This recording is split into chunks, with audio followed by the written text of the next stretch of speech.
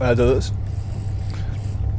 Quería empezar el vídeo antes de empezar la manzana, pero no ha sido el caso.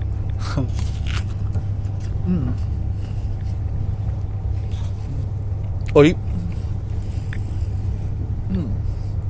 quiero hablar un poco de mi cosmovisión, de cómo yo veo el universo.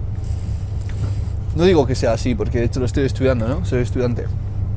Pero creo que hay cosas interesantes que he observado en este mundo, en esta realidad. Y quiero expresar un poco todo esto, ¿no? Esta perlada.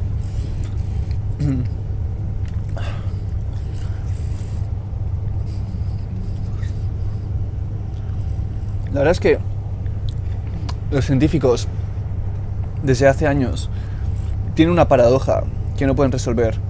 Es el hecho de que el universo funciona de forma muy distinta a nivel subatómico, es decir, dentro del átomo, a nivel de las partículas, a cómo funciona en nuestro mundo, al mundo de las estructuras ya formadas, ¿no? En el mundo de la forma, el mundo de tú y yo, y de los planetas y el cosmos, ¿no?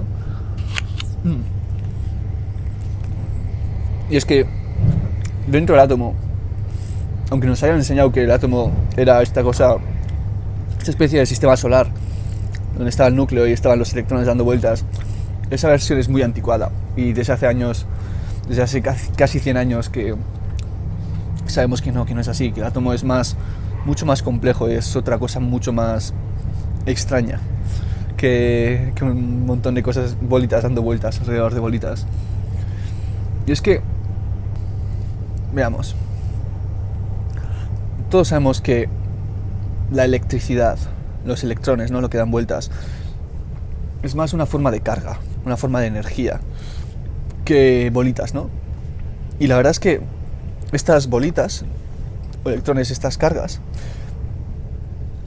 la forma en la que actúan no es del todo medible. Y no solo porque los humanos no tengamos capacidad tecnológica, sino porque por su propia naturaleza actúa más como campos de probabilidad, como campos de posibilidad, que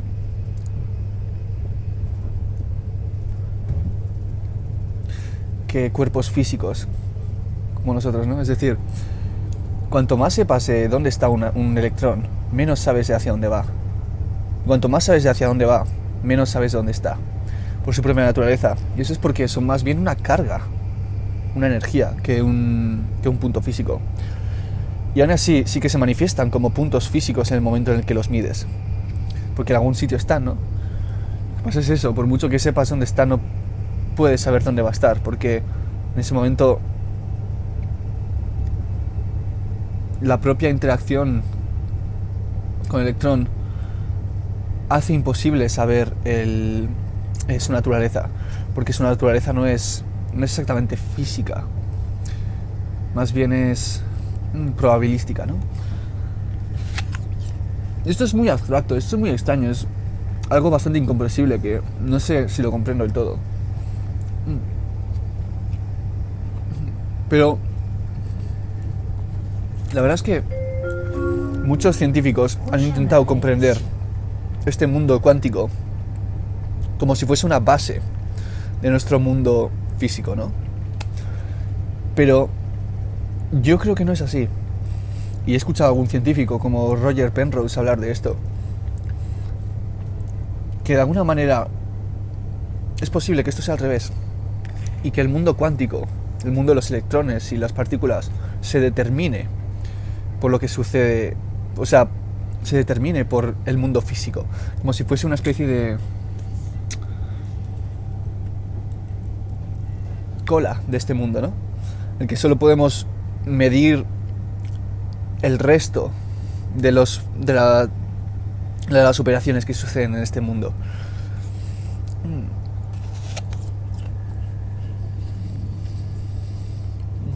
Por lo tanto, en vez de comprender este mundo a través de comprender sus micronutrientes, sus micropartes, comprendemos sus micropartes a través de lo que sucede en este mundo.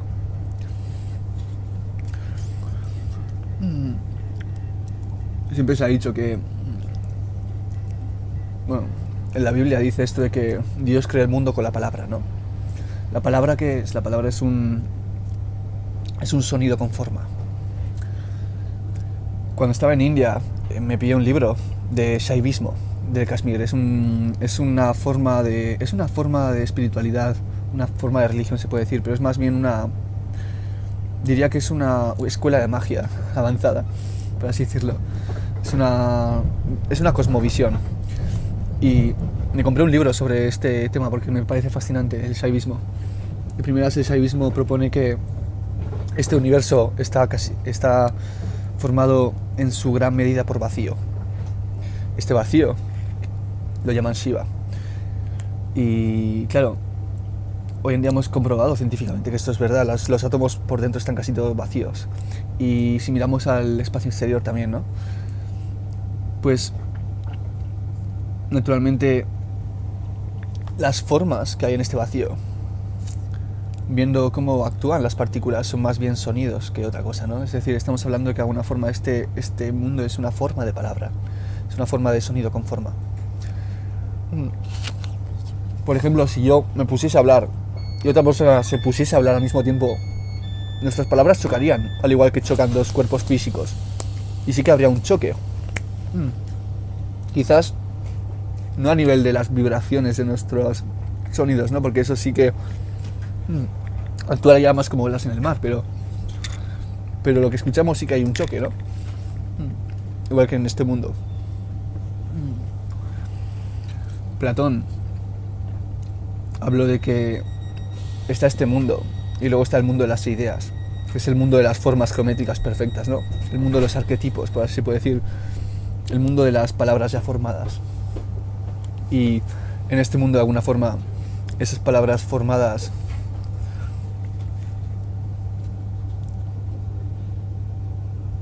existen en un baile, ¿no? En el baile de la materia y tal. Pero Platón hablaba de que en el fondo esas palabras son eternas y separadas de este mundo. Hay una especie de marsupial, creo que en Australia, así, que no tiene nada que ver genéticamente con los perros. Es decir, nació de una línea genética completamente distinta a los perros, pero aún así cogió la forma del perro. ¿Qué significa eso? Que de alguna forma el arquetipo del perro, la forma del perro, la palabra que es el perro, ¿no? La posibilidad que es el perro, no depende solo de que existan perros, sino depende de la posibilidad del arquetipo y de alguna forma la relación que tiene con el resto de arquetipos. Incluso si genéticamente no está relacionado con los caninos, puede surgir esa forma, porque es una forma natural, ¿no? Entonces se ve que de alguna forma sí que esas formas, esas ideas, esas formas geométricas perfectas de las que habla Platón, que eran separadas de este mundo, se pueden manifestar en este mundo independientemente de los vaivienes de este mundo, ¿no? Entonces, sé que estoy haciendo una sopa de ideas muy abstracta, pero supongo que algunos ya veis por dónde voy.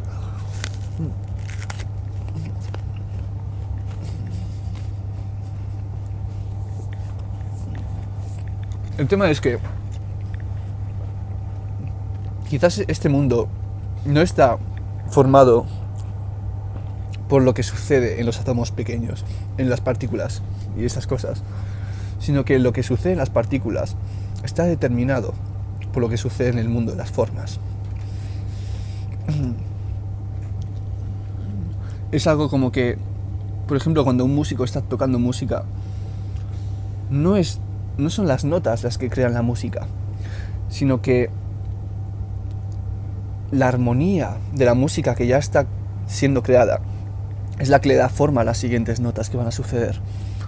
Y de alguna forma parecida, yo creo que lo que sucede en los átomos dentro, qué posiciones toman los electrones, que al final es lo que va a determinar la relación entre distintos átomos y los cambios que van a suceder, que luego van a determinar lo que van a suceder a cosas en gran escala, ¿no?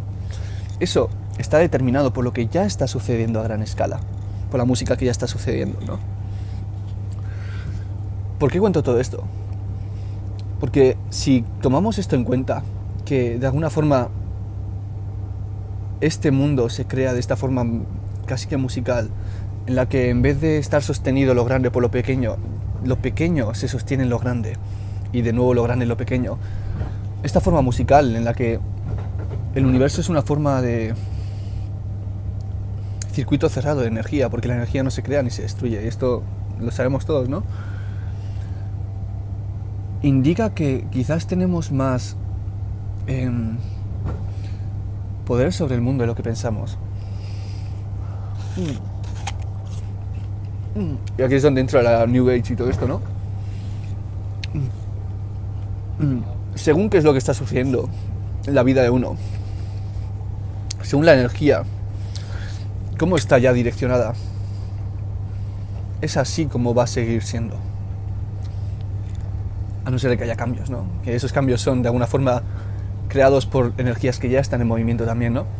Entonces estamos pensando en un mundo que es más eterno que lo que hemos comprendido hasta ahora. La ciencia hoy en día habla de esto, de que el universo tuvo un comienzo. Pero eso yo creo que es una idea prestada del cristianismo. El universo no tuvo un comienzo, no tendrá un final, solo tiene cambio. Y sí que creo, naturalmente, que el Big Bang existió, ¿no? Es decir, en algún momento este universo estaba concentrado en un punto infinitamente pequeño, y esto matemáticamente, experimentalmente, no ha sido refutado todavía. Y es lo que más sentido tiene. Pero el hecho de que todo esto estuviese en un momento, en un punto infinitamente pequeño, no significa que antes no estuviese de otra manera. Cuando era pequeño solía pensar en estas cosas también, no sé, estoy bastante loco, supongo. Y tenía una teoría, que era la teoría del collar de perlas. Y lo que yo pensaba es que fuera del espacio no hay un lugar donde poner un límite. Y fuera del tiempo no hay un momento en donde poner un inicio. Por lo tanto, naturalmente, todo lo que existe es eterno. Y si hubo comienzos, solo son parte de una especie de collar de perlas de universos, ¿no? Así, por eso lo llamé el collar de perlas. Es decir, de alguna forma, la existencia parece ser eterna, aunque sus formas no lo sean, o que sus formas estén en constante cambio. Y experimentalmente todo parece apuntar a eso, porque, como he dicho, la energía no se crea ni se destruye, solo se transforma. Ahora, nosotros como humanos, como palabras vivas en este mundo, ¿no?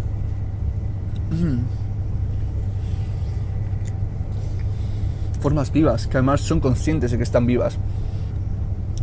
Jesús dijo esto de que estamos hechos a imagen y semejanza de Dios, ¿no?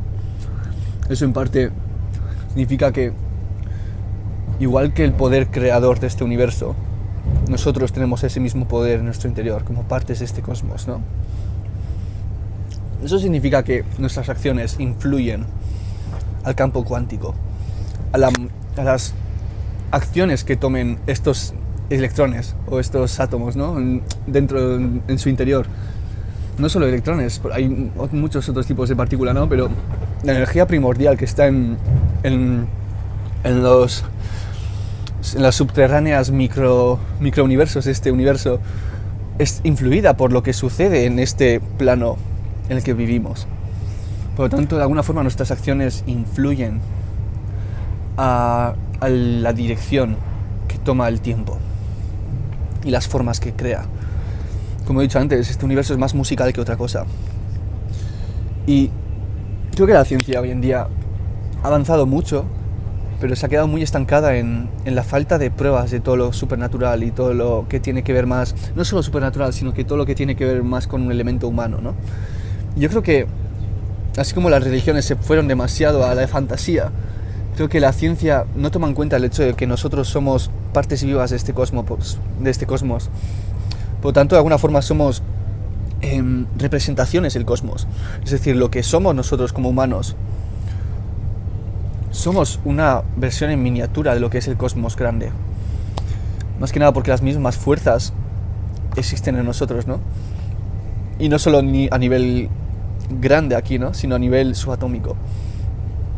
Y nuestro sistema nervioso de alguna forma es un sistema eléctrico, por lo tanto sí que los electrones conforman parte de quienes somos, por lo que nuestra forma de ser está muy atada a cómo son los electrones, ¿no?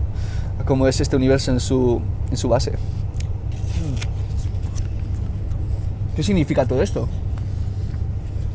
Que si observas a la psique, al mundo interno de una persona, comprendes más sobre el universo que si estudias sus formas externas muchas veces. Porque de primeras, esto también lo que voy a decir ahora es un poco teórico, es decir, no lo tengo comprobado y son cosas en las que estoy pensando, ¿no? Como he dicho antes, esto todos son pensamientos, no es ciencia pura, porque ni siquiera tengo carreras ni nada. Pero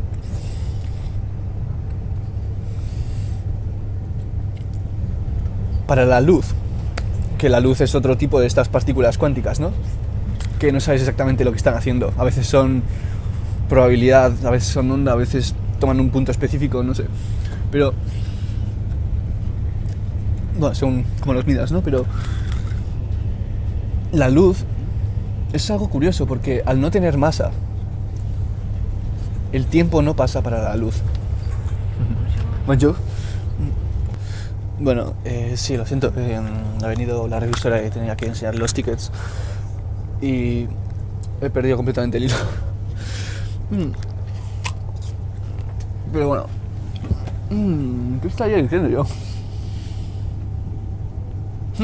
Es verdad, sí. Tengo esta teoría de que la luz es algo muy curioso porque todos hemos escuchado hablar de la velocidad de la luz. ¿Qué es la velocidad de la luz?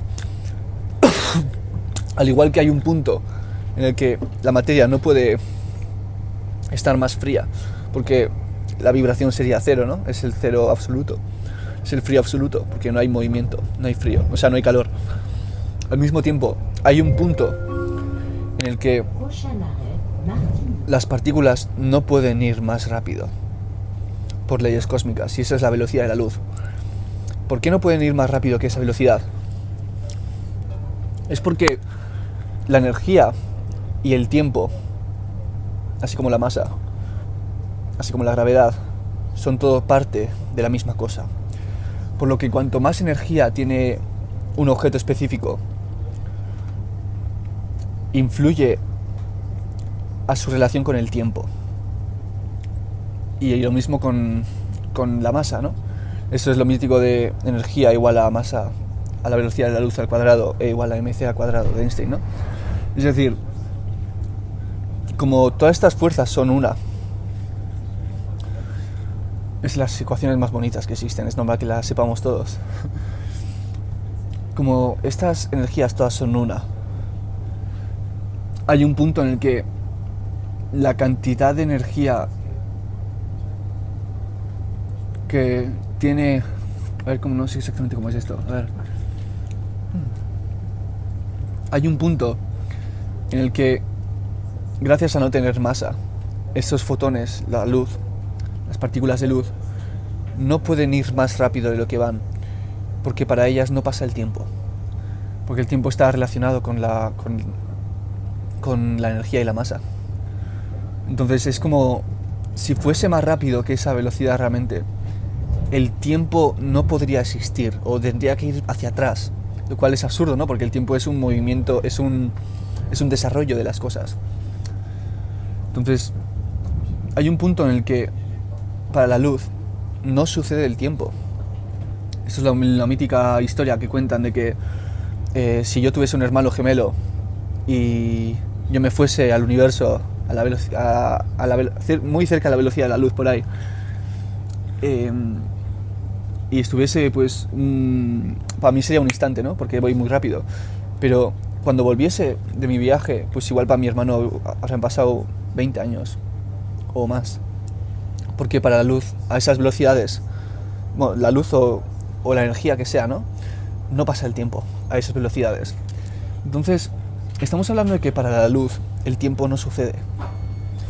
Lo que significa que si hay una parte de nosotros que es luz, por la propia fisionomía que tenemos, ¿no? Porque somos seres físicos. Si hay una parte de nuestra existencia que es luz, para esa parte el tiempo no sucede. Es decir, de alguna forma, si es el caso de que hay algo en nosotros que es luz, esa parte es eterna. Y claro, uno dirá, sí, pero a ver, yo soy un cuerpo, ¿no? ¿Qué es en mi luz? Pues a ver, de primeras, nuestro cuerpo está alimentado de energía solar. Es energía solar lo que se encuentra dentro de las moléculas que digerimos de la comida. Entonces, está claro que las energías que hay dentro de las moléculas y de los átomos que conforman las estructuras que son las moléculas y los átomos juegan con reglas distintas a cómo juegan las formas de este mundo. Entonces empezamos a ver que hay un mundo eterno y un mundo de tiempo. Y como humanos, como seres de luz, seres que ven, porque no se puede ver sin luz, ¿no? De alguna forma la luz fluye a través de nosotros. Vivimos con un pie en un lado y un pie en el otro. Un pie en el mundo de lo eterno y un pie en el mundo del tiempo. Lo cual es curioso porque es como si fuésemos seres eternos que saben que van a dejar de serlo, que van a dejar de existir. Por tanto, tenemos tiempo limitado aquí, ¿no? Y tenemos que aprovecharlo. Tenemos miedo a nuestra mortalidad porque, hostia, ¿cómo vamos a desaparecer? Hay algo inherentemente contraintuitivo en ello, ¿no? Porque la existencia no parece tener fin como tal, pero nosotros sí. Es increíble, ¿no? Pero bueno, a lo que iba, que no sé si iba hacia algún lado realmente, pero si lo que sucede en este mundo de formas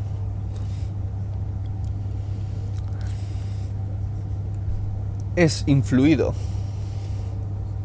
por lo que sucede en este mundo de formas, pero no solo dentro del mundo de formas, sino a través de su propio contacto con el mundo eterno, el mundo de la luz, el mundo en el que no pasa el tiempo. Es decir, si hay una especie de conexión entre el mundo de la forma y el mundo eterno que crea este circuito cerrado, esta especie de infinito, nosotros tenemos mucho más poder sobre este mundo que lo que pensamos, porque no solo tenemos poder a través de las acciones físicas que tomemos, sino que también tenemos poder a través de las intenciones con las que hacemos esas acciones físicas. Aquí es donde empiezo a hablar de magia. He hecho un salto grande, así que voy a intentar explicarme mejor. Si lo que sucede en el mundo subatómico está influenciado por lo que sucede en este mundo de formas, lo que nosotros hagamos en este mundo de formas influye a lo que sucede en el mundo subatómico, no solo en el mundo de formas. Por lo tanto, el poder que tenemos sobre este mundo de formas es mucho, mucho, mucho mayor de lo que pensamos. Y en vez de simplemente hacer las cosas desde el mundo de formas, podemos usar la magia, que es el ritual. Es decir, poner una intención en cierta acción para que la energía cósmica tome esa dirección.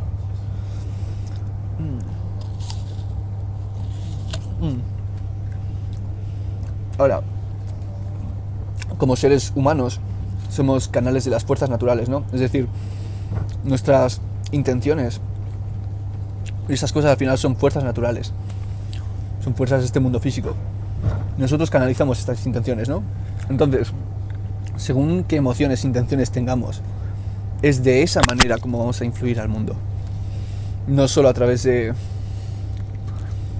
los pasos lógicos, sino que toda la fuerza viva que somos es la que influye en este proceso mágico.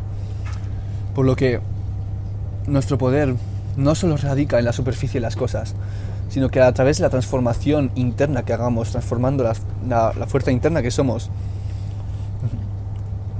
es así como vamos a influir al mundo. A través de nuestra transformación interna va a cambiar el mundo. Si no hacemos esa transformación interna, no tendremos ese efecto sobre el mundo. Por lo que, de hecho, es en muchos sentidos el trabajo que hagamos en nosotros mismos lo que va a influir al mundo, no solo las apariencias. Bueno, creo que he dicho un poco todo lo que quería decir, ¿no? Sí, de alguna forma, el mundo interno humano, este mundo que parece tan ilógico y separado de la realidad. No es más que un reflejo de la realidad. Y al mismo tiempo la realidad es un reflejo de nuestro mundo interno. Porque a nivel subatómico todo se influye. Así que, dicho todo esto, sí, esto ha sido una especie de clase teórica sobre por qué funciona la magia y por qué la ciencia hasta ahora no ha mirado suficientemente hondo en todo esto, en el poder humano y en la relación que tiene la psique humana con el resto del cosmos. Porque, como he dicho antes, si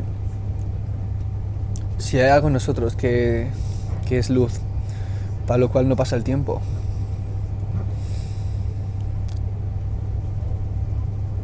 podemos acceder a esa fuerza.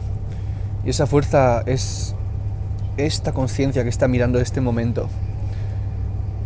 Esta conciencia que no se va a ningún lado. Es decir, por mucho que pase el tiempo, sigue aquí y ahora. Para